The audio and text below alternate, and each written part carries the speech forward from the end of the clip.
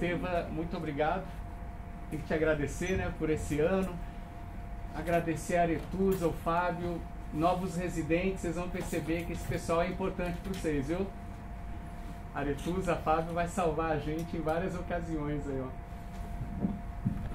E agradecer por esse ano bacana que a gente passou junto, né? Agradecer aos colegas, tá aí Márcia, Leia, o Lender, né? A Maria Fernanda, não estou vendo ela aqui.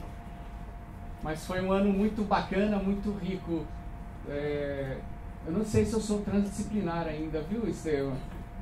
E eu não sei, a impressão que eu tenho é que para quem é dessas áreas de ciências mais duras, química, física, biologia, é mais difícil ser transdisciplinar, né?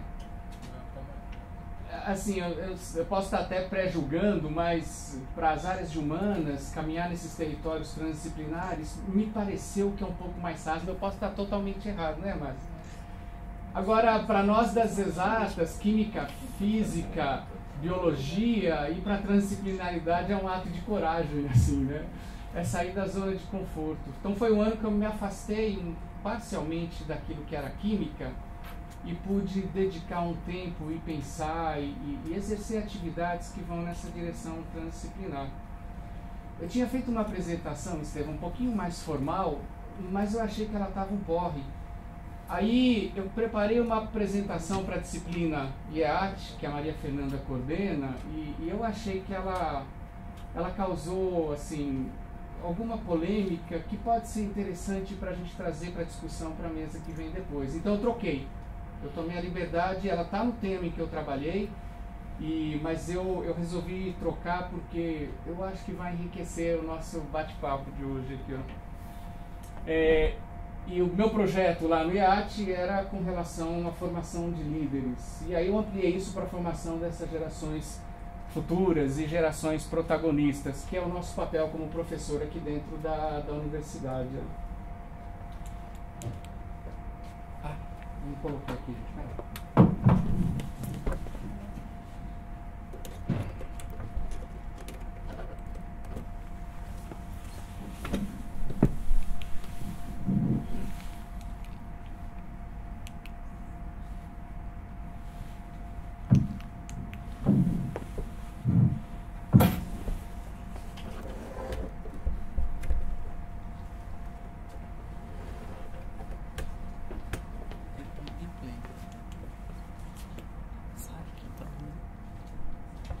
Tem que sair, né? Do gameplay, ele tá lendo.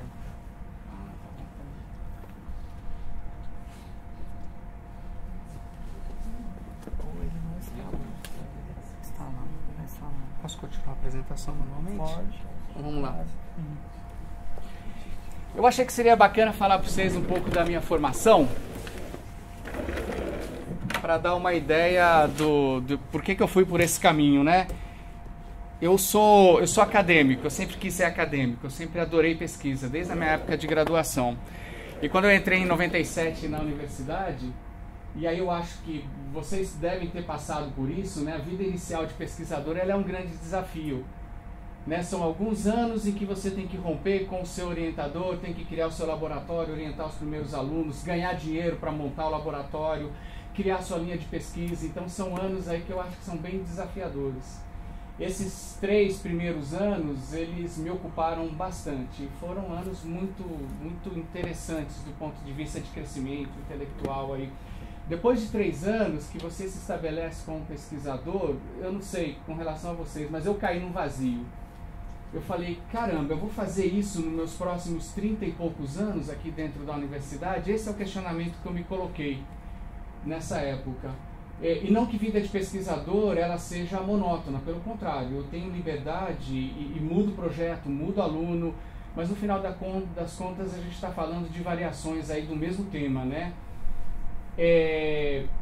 E aí, quando eu caí nessa zona de conforto e nesse vazio de uma certa maneira, eu falei, eu preciso de alguma maneira ressignificar e dar uma direção para minha carreira, porque eu não vou aguentar fazer esse é fogo no rabo, né, gente? Você não tem, como se vida de pesquisador e professor já não tomasse bastante tempo nosso, né? E aí eu tive uma experiência, né, que foi... Eu acredito que as tecnologias que a gente desenvolve, a pesquisa, são tecnologias e podem ajudar a resolver problemas no mundo. Então, a gente foi para essa direção. E fizemos uma patente. Nós fizemos uma primeira patente do grupo e contando essa história de maneira um pouco mais curta, eu peguei essa patente, botei em braço do braço e fui conversar com a indústria. E aí foi uma experiência muito traumática. Esse primeiro contato foi traumático, eu não conto detalhe para vocês agora, mas eu falei da invenção e inventor, dono de patente é míope, né? A gente trata essas coisas na nossa linha de pesquisa que nem filho, né? A gente não enxerga direito realmente aquilo que tem de bom e tem de ruim. Eu fui lá na empresa, comecei a falar da invenção, o pessoal muito educado me escutou durante 1 hora e provavelmente me achou um lunático, porque eu mergulhei na química daquele processo e depois de 1 hora, eles me escutando educadamente, eles começaram a me fazer perguntas que eu não sabia responder. Tá, exatamente qual é o problema que isso resolve? Qual é a dor que isso resolve? Quem exatamente tem esse problema? Quais são os concorrentes? E nessa conversa, eu achei esses caras estúpidos, que eles não tinham percebido a beleza da minha grande invenção, e eles me acharam um lunático. Fica muito claro que existe aí uma diferença de linguagem, de mundo, de valores, entre a universidade, a academia e o setor aí privado, né, produtivo. E eu voltei deprimido para casa, né? Mas cheguei para casa que é a universidade, né?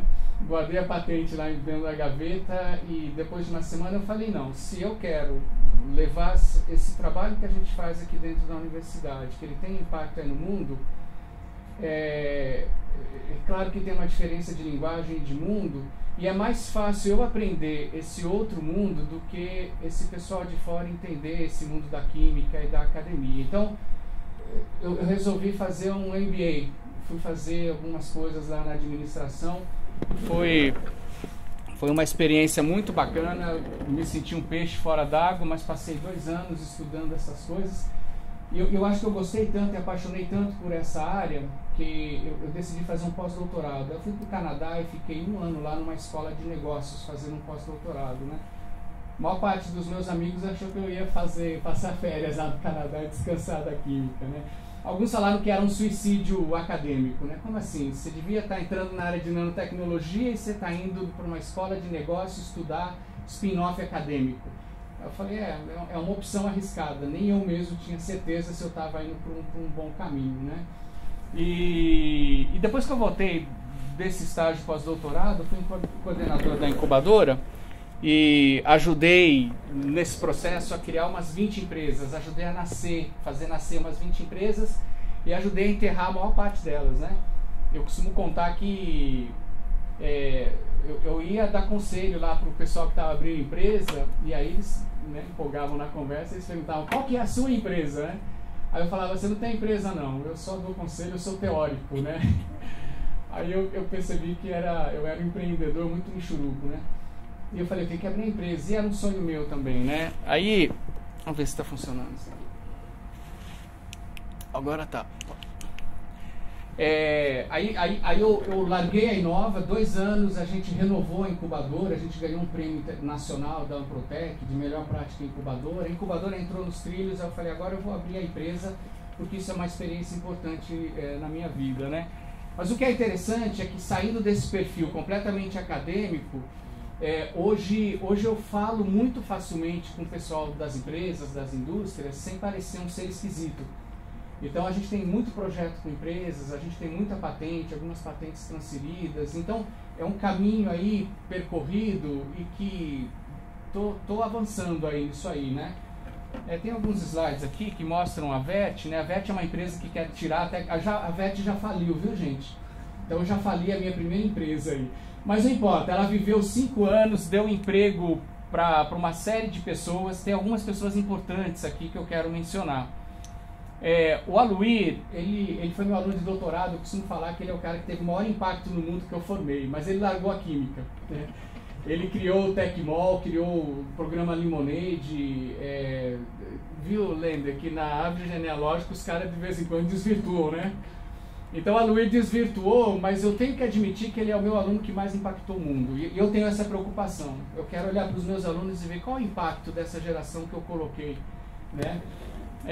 O Ricardo, ele criou uma empresa chamada IEBT, não sei se vocês conhecem, tem época em que ele contrata 60 pessoas. Né? O Fabiano virou professor em Lavras, o Euler hoje trabalha no Fundepar, enfim. É muito bacana você entender que você deu emprego com carteira assinada para várias pessoas com mestrado e doutorado. Eu tenho o maior orgulho de falar isso aí, né? Isso aqui são alguns prêmios que a gente ganhou aí por conta desse viés empreendedor, né? Essa é uma coisa que eu super me orgulho, né? Um livro publicado chamado As Cartas de Tsuji, que quer trazer o tema empreendedorismo para a comunidade acadêmica. Ele foi traduzido para o espanhol e é usado em cursos na Argentina e está sendo traduzido, adaptado para a Colômbia e para o Peru agora. Mas eu queria falar realmente disso. Esse é o meu objeto de trabalho e talvez o que tem na essência da minha missão. Esses são meus alunos lá de pesquisa. Agora esses caras, eles sabem o que eles querem da vida. Esses caras estão ali no mestrado, doutorado, eles já decidiram a área e estão caminhando nessa direção de pesquisa, embora tenha muitas possibilidades aí. Mas é um objeto que eu lido diariamente. Esse é um outro objeto meu de trabalho que é muito importante, são os graduandos. Esses caras também já sabem que eles querem ser químicos, né? Embora nesse momento da formatura aí vários desistam e vão por caminhos diferentes. Mas esses caras já fizeram algumas decisões no passado e eles chegaram já com a cabeça feita. Mas é um objeto de trabalho extremamente importante. Recentemente eu tenho trabalhado com meninos de ensino médio, que é uma outra categoria completamente diferente, uma dinâmica muito diferente. Alguns projetos com escola, essa é a escola da Ambev, que está em Sete Lagoas, a gente trouxe eles para a universidade. E eu publiquei esse livro que é para meninos de ensino médio, do primeiro ano de ensino médio. Depois eu posso falar um pouquinho dele. A ideia desse livro é ensinar química para adolescentes, né, usando uma abordagem diferente, nova aí, ó. E aí, se eu tento pensar qual que é a minha missão aqui na universidade, eu não hesito em falar que eu estou aqui para formar gente, mas não é qualquer gente, eu não estou aqui para formar químicos. Não sei se eu consigo isso, viu, gente? Mas a minha ambição é formar protagonistas. A minha ambição é formar as figuras que vão mudar o mundo. Talvez a geração mais difícil de trabalhar é essa aqui, ó. Esses são meus filhos. Eu fico pensando o seguinte: esses caras, daqui a 20 anos, eles vão ser profissionais inseridos na sociedade, etc. E esse é um fardo muito grande que eu tenho que tomar cuidado de não dar para eles. Falar, filhos, você vai ser a geração que vai mudar o mundo, né? Escutar isso deve ser um peso muito grande. Eu não sei o que eles vão ser. Sei lá, químico, físico, jornalista, bailarino, engenheiro, sei lá. E eu também não sei se eles vão mudar o mundo. Isso é uma decisão deles, eu não quero dar esse peso para eles. Mas como minha responsabilidade, eu tenho que dar para eles e para os meus alunos a formação que eu acredito que vai formar uma geração protagonista. Isso é o que eu me pergunto todos os dias quando eu entro numa sala de aula. Isso é o que eu me pergunto todas as vezes que eu estou preparando uma aula. O que esses caras têm que saber? O que eu posso dar para esses caras para que eles possam ser pessoas diferenciadas na hora que eles fazer o mundo melhor, né? Eu tenho uns vídeos. O Fábio perguntou se eu ia mostrar os vídeos, eu vou, viu, Fábio?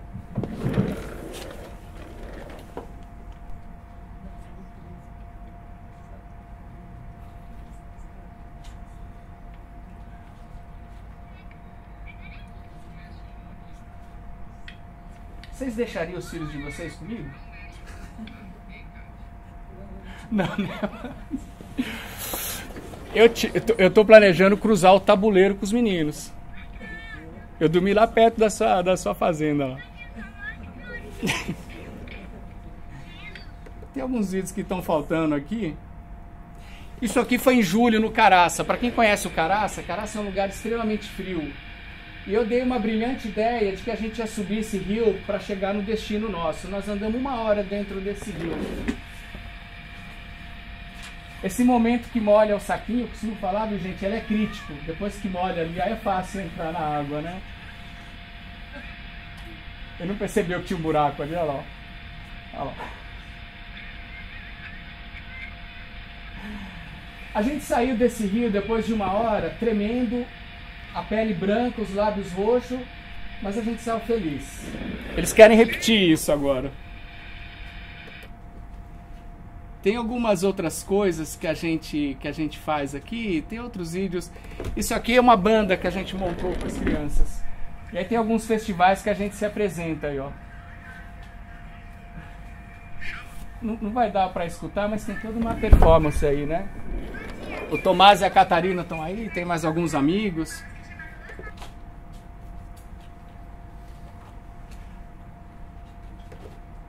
Cara, será que eu fechei?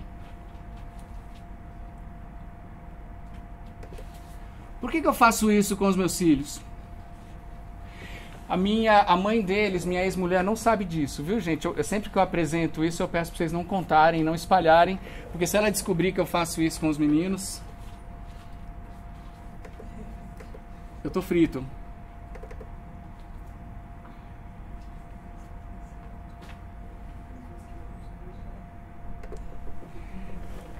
Por que eu faço isso com os meus filhos? Aliás, quando eles têm prova na escola, eu me recuso a estudar com eles. Eles têm notas medianas, etc. E não que eu acho que esse conhecimento livresco, acadêmico, técnico, não seja importante. Ele é fundamental. Sem ele eu não consigo fazer nada. Agora eu assumo a seguinte coisa. Estando numa boa escola, estando numa boa universidade, eu tenho esse conhecimento técnico livresco garantido. Agora, o que vai diferenciar esses meninos daqui a 10, 15 anos não é esse conhecimento. Aliás, quanto mais eu olho os meus alunos de química, aqueles que mais sabem química profundamente são os mais tapados. Os meus alunos medianos, que nunca foram excelência nas suas notas, etc., hoje, quando eu olho para trás na minha árvore genealógica, eu meço isso o tempo todo. Eu vejo que são os caras que estão mais fazendo pelo mundo. É difícil julgar isso, né? Eu posso estar até sendo leviano em fazer esse julgamento, mas é uma avaliação muito, muito pessoal. Então, quando eu penso nos meus filhos, nos meus alunos, daqui a 10, 20 anos inseridos na sociedade, eu falo o seguinte: conhecimento técnico é importante, é fundamental, mas não é esse que vai fazer a diferença. Porque o mundo está tão maluco, ele está mudando tão rapidamente hoje, que eu preciso formar indivíduos que têm inteligência emocional, capacidade de visão sistêmica, capacidade de tomar decisões em situações de estresse, críticas. E para isso, parece clichê, mas é a inteligência emocional. E eu acho que a gente está falhando enormemente em dar essa inteligência emocional para os nossos alunos aí. E é um pouco disso que eu queria... isso aqui são outras coisas que eu faço com os meninos. A gente vai pro mato, escala aí, nada. A Catarina aqui segurando um calango, cobras, né? Esses meninos já pegaram todas as cobras mais peçonhentas do Brasil. A gente pinta, né? Isso aqui são desenhos que eles fazem e a gente vai trabalhando. Isso aqui é uma jangada que eles construíram. Isso aqui é abajur, eu comprei material para eles, eles fizeram abajur. Venderam, compraram mais material, sobrou dinheiro. Então, nessa lógica de produzir algo interessante que alguém quer, a bandinha aí, então eu me divirto. Os meus meninos são um laboratório de experiência para mim. A gente publicou esse livro, ele vai ser lançado aqui na UFMG na terça-feira. A ideia dele é ensinar biologia para meninos de 7 a 10 anos aí. Esse aqui é o segundo livro que tá. Os desenhos são das crianças, tá? A ideia é ensinar biologia para essa faixa etária, né? São livros lançados com eles. Então, Eduardo Galeano morreu há um tempinho atrás, aí, uns 2 anos. Ele, né, foi uma influência importante no pensamento político aqui, especialmente da América Latina, mas ele tem uns livros mais leves, né?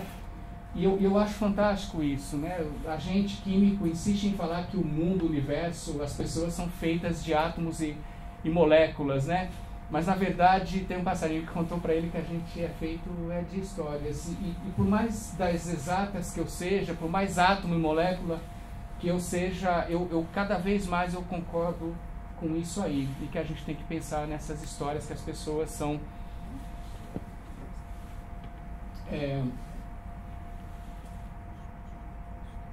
A gente não é feito de átomos e moléculas, a gente é feito de histórias. Agora, eu de verdade, como professor da química e meus colegas, a gente acha que a gente essencialmente é feito de átomos e moléculas, né? E desconsidera por total a história pessoal de cada um das pessoas que convivem aí. Qual é o nosso papel como professor, portanto? Esse é o questionamento que eu coloco. O meu projeto era de formação de líderes. E aí, depois de tanto pensar, conversar, para formar líderes, você tem que ter líderes, formando esses líderes.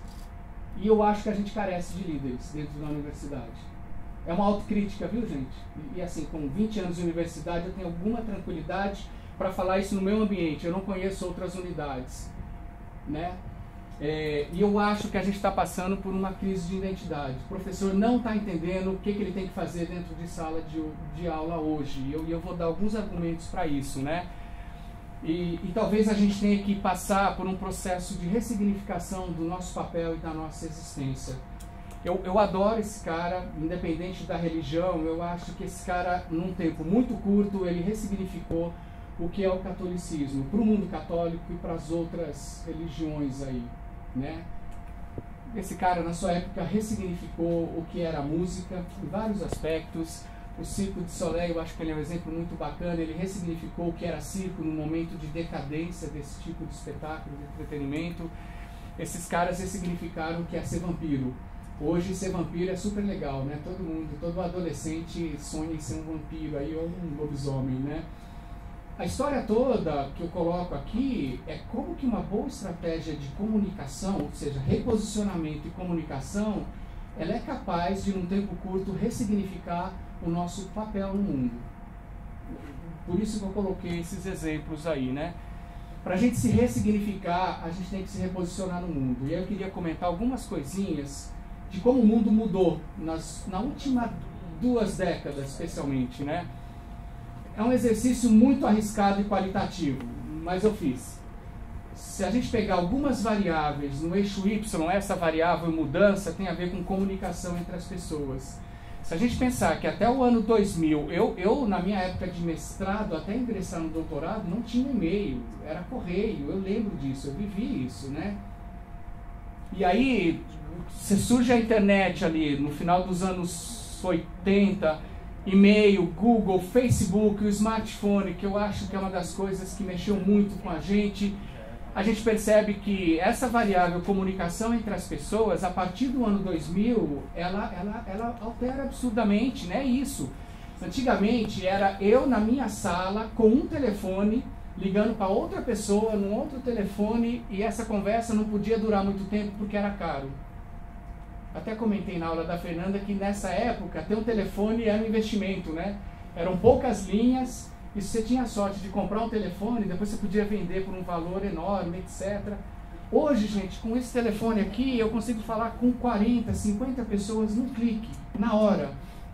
Hoje a gente estava numa reunião na Fundep de manhã e a gente falou o seguinte: nós vamos diminuir as nossas reuniões para 1/3 e todo o resto nós vamos resolver por WhatsApp. Eu falei, fantástico. Eu não estou reclamando não, viu, gente? Mas é uma observação de que essa variável mudou e isso tem um impacto profundo na nossa maneira de se relacionar e de ver o mundo. Outro dia teve uma notícia interessante sobre isso que você está colocando aí. O Ministério do Meio Ambiente nosso aqui, alguma coisa não estava acontecendo lá, porque o Ministério ainda estava tentando resolver o problema da compra de um novo fax para o escritório do ministro. Eu falei, realmente dá para ver que nesse tempo, até esperar o fax, queimar as florestas lá na Amazônia, em outros lugares, porque você vai esperar para acho que nem existe mais fax para vender, né, Lina? Não sei, tem algum, né? Tinha uma licitação lá para poder comprar o fax. Não faz mais sentido, né? Não, mudou muito, com coisas boas e coisas ruins, né? Agora a nossa capacidade de discernimento aí, a economia brasileira, se a gente olhar para a economia brasileira, ela também segue um pouco desse perfil, né? A gente tem uma estabilidade econômica quando se aproxima do ano 2000, a gente entra numa fase de globalização, a economia do mundo melhora muito e a gente começa nessa subida aí, né? Agora eu não sei mais o que vai acontecer. A gente estava caminhando para ser a 5ª economia global. Hoje a gente está em 7º, talvez indo para o 8º lugar aí. Mas de qualquer maneira isso também tem um impacto no lugar que eu quero chegar, né? Eu coloquei mudanças na família, né? Se a gente pensar que a pílula, ela se populariza, isso tem um impacto também, viu, gente? O pessoal às vezes não vê uma correlação aí, mas depois a gente pode falar disso. O número de divórcios também, chegando nos anos 90, ele começa a aumentar. A gente percebe que muita coisa em casa mudou. Antes a gente tinha uma estrutura familiar que era desse seriado aqui antigo na televisão, né? A figura paterna central, a mulher fingindo que amava e respeitava esse homem, os filhos também fingindo respeito, mas era muito mais medo, etc. E hoje é diferente, hoje o pau quebra. Em casa não existe mais essa relação hierárquica que existia antigamente, não existe. Os nossos filhos hoje, eles argumentam, eles querem conversar, eles querem razões, não pelo não existe mais. Eu acho que os pais também, os pais estão pensando com uma cabeça de 2 décadas atrás, porque foi a educação que a gente recebeu, e por isso que tanto conflito tem aparecido em casa e na sala de aula. E aí, se essa relação hierárquica não existe mais em casa, como é que eu espero que essa relação hierárquica exista dentro de sala de aula? Se o meu pai e minha mãe não mandam tanto mais em mim, como é que esse professor ele quer ter essa autoridade? Estou colocando questionamento, viu, gente? O fato é que, se a gente pensar nos adolescentes, do ponto de vista sociológico, a gente classifica essas diferentes gerações, né? O Baby Boomers, a geração X, que começou a ter algum acesso à tecnologia, depois entra a web na geração Y, e hoje nós temos os nativos digitais aí. O meu filho, 10 anos, ele mexe melhor nisso aqui do que eu. Quando eu tenho algum problema um pouquinho mais sério, isso é maravilhoso, isso é fantástico. Para pensar. De novo, né? Isso aqui mudou a vida de todo mundo, né? Pro bem e pro mal. Mas é isso, o adolescente que a gente tem hoje, os alunos que a gente recebe, tem uma cabeça completamente diferente daquilo que a gente imagina que eles sejam. Depois do ano 2000 o mundo mudou fortemente. Essa é a conclusão muito grosseira que se chega quando a gente avalia um pouco desses dados aí. O mundo acadêmico mudou também, o mundo acadêmico mudou em números. A gente teve um programa aí no meio que fez, né, os alunos de graduação subirem aí para 7 milhões. Alunos de pós-graduação, você sai ali em 2000, 30 mil alunos para 160 mil alunos. A nossa capacidade de produzir ciência melhorou também, aumentou o número, aumentou a qualidade. Hoje o Brasil, eu estou pegando a área de química, que é onde eu fiz uma análise um pouquinho mais profunda, mas a gente hoje tem uma produção respeitável, que é compatível com o nosso PIB, com a nossa população, etc. Tá? Eu diria que essa variável, inovação, patente, transferência de tecnologia, ela melhorou e a nossa curva de aprendizado tem sido bacana. Eu acho que a gente vai acelerar isso um pouco mais. Agora, tem uma coisa que eu me arriscaria a dizer que não mudou, que é a nossa forma de dar aula. Se a gente para e olha uma sala de aula dos anos 60, ela não tem nada muito diferente do que recursos tecnológicos da aula que a gente dá hoje. Gente, eu faço generalizações que é para polemizar mesmo, tá? Mas essa é uma generalização.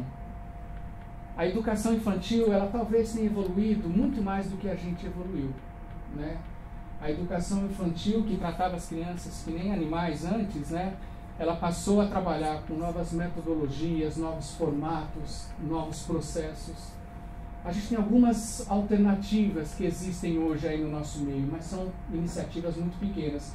Eu comentei na aula da Fernanda que eu tive a chance de ter 2 conversas com o José Pacheco. Ele é um cara que criou a Escola da Ponte lá em Porto, em Portugal, e agora ele mora aqui no Brasil. Nos últimos anos ele está aqui no Brasil, estava em São Paulo, em Cotia, agora ele está em Brasília, né? Então, muito bacana escutar dele, que ele fala que as grandes inovações em educação estão acontecendo não na Noruega, não na Finlândia, mas aqui no Brasil. Então, ele fala isso. Eu não sei o quanto que eu concordo disso, né? Mas é muito bacana escutar isso aí, ó. E apesar do mundo ter mudado muito, eu acho que a gente não acompanhou esse ritmo aí, né? E coloco aqui, né, a Belchior, Regina, né, que a gente... É isso mesmo, a gente é igual aos nossos pais, né? Para pensar, eu pelo menos fiz essa reflexão. Eu aprendi a fazer pesquisa, a lidar com alunos, a dar aula com meu orientador, que era alemão, né, o Wolf. E hoje eu reproduzo muito do que eu aprendi com ele. E o Wolf, com certeza, aprendeu a fazer pesquisa, dar aula, e viver nesse mundo acadêmico com o orientador dele, que viveu na Alemanha nos anos 60, 80. Se a gente parar para pensar, a gente está reproduzindo práticas de um século atrás. Tem coisa boa e tem coisa ruim nisso. Eu não estou fazendo um julgamento de valor ainda. Mas eu estou fazendo uma observação, que a gente tem reproduzido o comportamento dos nossos orientadores e colegas, dos nossos professores de graduação, que reproduzem o comportamento dos seus respectivos orientadores e professores ali, né? E de novo, nesse processo de ressignificar, é a era da desconstrução. Esse conceito de desconstrução eu aprendi com essa mulher aqui. Lívia Barbosa. Eu tive a chance de estar num evento numa indústria e a gente pegou um táxi junto para o aeroporto lá em São Paulo. E ela trabalha muito com a parte de alimentação, né? Eu não conhecia, mas aparentemente ela tem atuado muito nessa área de alimentação e ela me falou desse conceito de desconstrução, que eu expandi depois, né? Ela trabalha com o conceito de desconstrução dos nossos hábitos alimentares. E ela olha isso ao longo da história. A gente não tem ideia de como a gente tem mexido nisso na última década. Tá, gente? E aí eu comecei a perceber que tem muitos outros conceitos importantes sendo desconstruídos. O conceito de família, eu acho que há 1 ano e meio, 2 anos, no Congresso, estava se discutindo qual a definição de família, né, Fabiano? Isso passou, eu lembro de ter escutado isso. Família não é mais pai, mãe, filho, cachorro. Né? Família agora pode ser mãe, filhos, pai, filhos, mãe, filhos, pai, pais, filhos. Mas o que estava sendo discutido era o contrário, era o retrocesso. Pois é, não, sim, Como se a sociedade também não fizesse parte dessa mudança. Sim. E conceito de família, ele está tão enraizado, ele é um conceito tão sagrado pra gente, cara, na minha cabeça, família sempre foi pai e mãe, e filhos, e cachorro. Agora, o meu filho, ele já entende que família não é isso mais, porque ele vem de um casamento desfeito. E com muita tranquilidade, eles lidam com pai, mãe, pelas nossas conversas. Esses são temas recorrentes na escola e em casa. Então, essa geração vem com a cabeça muito mais aberta, né? Cara, na minha época eu sabia o que era um homem e o que era uma mulher. Eu sabia qual era o meu papel de ser macho. Mudou. Eu acho que a gente tem mudado para muito melhor, muito mais tranquilidade, de entender que os nossos papéis são múltiplos e que não tem a ver, né, com a minha macheza, com a minha sexualidade. E, de novo, eu vejo isso nos meus filhos, isso está internalizado neles, não tem essa definição de macho e fêmea. Então, muito legal. Esse conceito de desconstrução eu acho muito bacana, que é a desescolarização. Esse conceito tem aparecido com uma percepção cada vez maior pelos pais de que a escola não responde mais à formação que os filhos devem ter. Porque o mundo está tão complexo e tão mutante que a formação acadêmica livresca que a escola dá não serve mais. E os pais estão tendo que assumir um papel mais importante na formação dos filhos aí. E eu lembro, na minha época, e por muitos amigos que eu tenho, que a responsabilidade de educar a criança é da escola. Solta lá e qualquer coisa de errado é a escola. Não, a escola dá uma parte da formação desses meninos. E a maior parte é minha. Eu tenho que trazer para mim essa responsabilidade. Né? Então, aí eu acabo que vou no conceito de desacademização. Desacademização, porque eu tenho o sentimento que a academia não está respondendo mais aos anseios do mundo. Recentemente, uns colegas nossos, a gente estava conversando e falou, a gente tem que mostrar a nossa importância para o mundo. E aí eu paro para pensar, qual é a nossa importância para o mundo? É claro que a gente é importante, a gente está formando gente que vai lá fora e vai... Mas não sei se as pessoas percebem isso.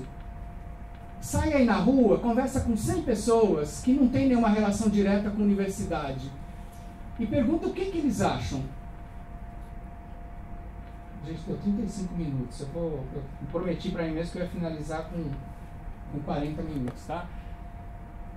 A gente está falhando em comunicar. E eu não acho que a gente não seja importante, viu, gente? Nós somos muito importantes. Se eu sair pegar alguém completamente ignorante, me dar 5 minutos com essa pessoa, que eu falo das pesquisas em química que eu estou fazendo, eu sou capaz de encantar essa pessoa.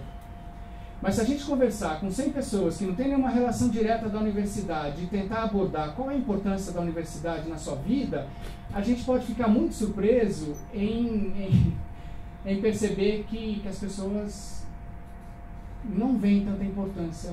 E nós somos importantes, é claro que a gente é importante.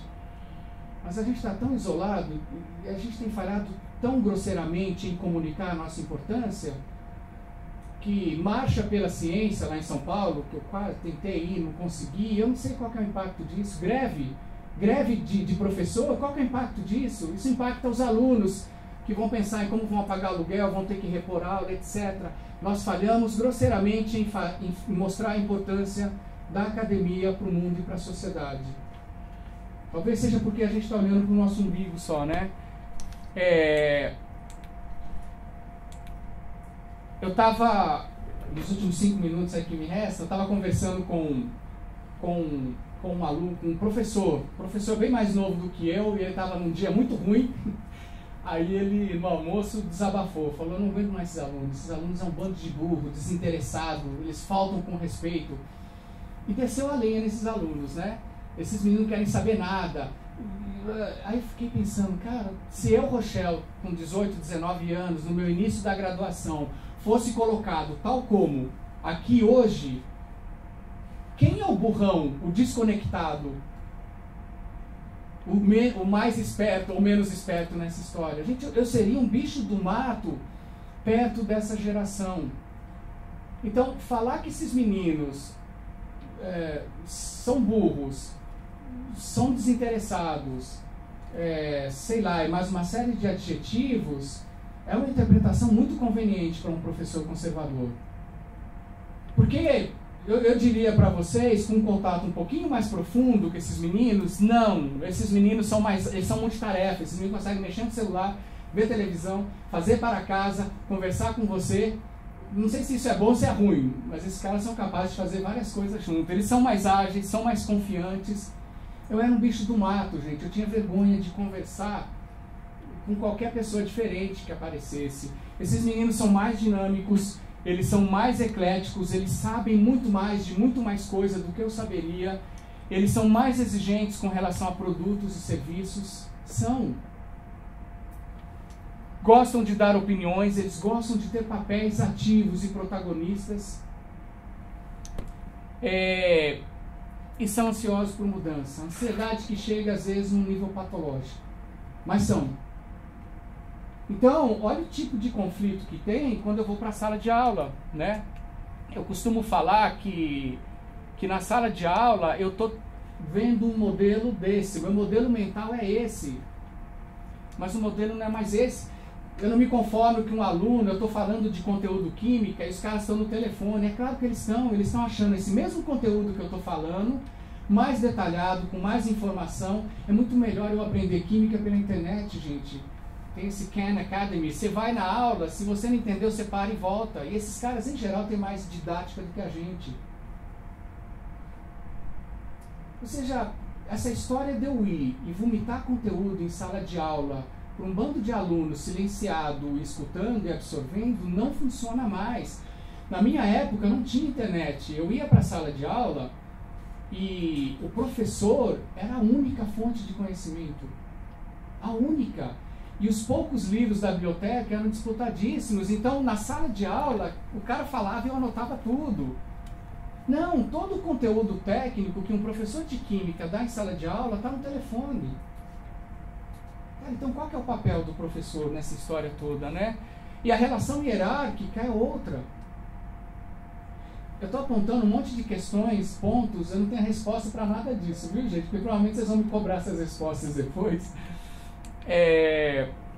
Nessa história tem alguns lugares que falam que a origem dessa palavra não é essa, né? Mas ela é conveniente agora, o aluno é o sem luz, né?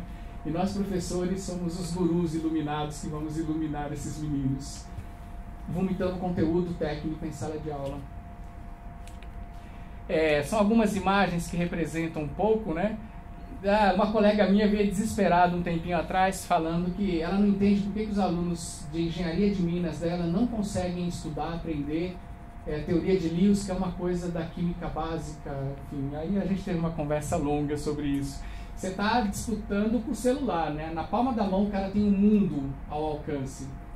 E tá você lá na frente, monotonicamente, falando um conteúdo que o cara não vê, não entende por que ele tem que aprender isso. Ele tem que aprender isso? Tem. Não tem como escapar disso. Mas como é que eu faço esse troço ser mais interessante, palatável para esses alunos, né? Eu costumo fazer uma comparação do que era o fone e o smartphone, o que mudou, não é mais a mesma coisa, né? Entre outras coisas, um telefone serve para fazer chamadas, né? A gente tinha o jovem, hoje a gente tem o smart jovem. E a gente está parecendo isso aqui, ó.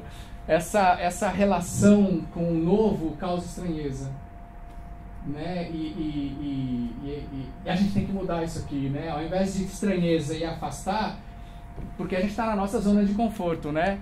A gente tem que se empoderar disso. A gente tem, eu quero acreditar que a gente hoje, como professor, tem instrumentos muito mais refinados e sofisticados nas mãos. Mas eu ainda estou lidando isso como se fosse um orelhão, né? Então eu acho que a gente tem que se empoderar dessa nova geração aí, ó. Não tem mais espaço para esse professor livresco, esse professor conteudista. Eu não conheço muito bem a obra de Harry Potter, mas ele tem vários estereótipos de professores que um dia eu gostaria de distribuir meus colegas e eu mesmo, né, nessa relação aqui, ó. Eu vou passar... A universidade dos anos 80 era isso, a universidade de 2015 era isso, né? Então a gente evoluiu, talvez em conteúdo, em materiais, em tecnologias, mas uma pequena reflexão aí, né, que a universidade do século XXI, mais do que essas tecnologias e conteúdos, eu volto, né, no Galeano, que eu acho que as dimensões humanas que vão ser mais importantes nessa universidade que a gente está construindo a partir de agora. Sem abrir mão do conhecimento técnico, porque isso é fundamental. Eu não posso jogar um químico no mundo se ele não souber química num nível razoável aí, né? E aí a pergunta, né, qual é o papel do professor nessa história? Sei lá, não sei dizer. Ele não é mais, uma coisa que eu tenho certeza, ele não é mais um cara que transfere conteúdo frio, né? Mas ele talvez tenha que assumir um papel muito mais de mentor e de mestre, né? O Cortella fala que nessa era da informação tão abundante, excesso de informação, talvez a gente passe a ter um papel muito mais de curador e aquele que direciona, que seleciona para ajudar esses meninos. A gente tem que ser talvez modelo no comportamento humano, que transcende o técnico.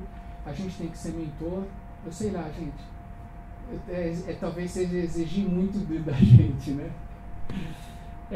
Que a força esteja conosco. Eu acabo. Obrigado.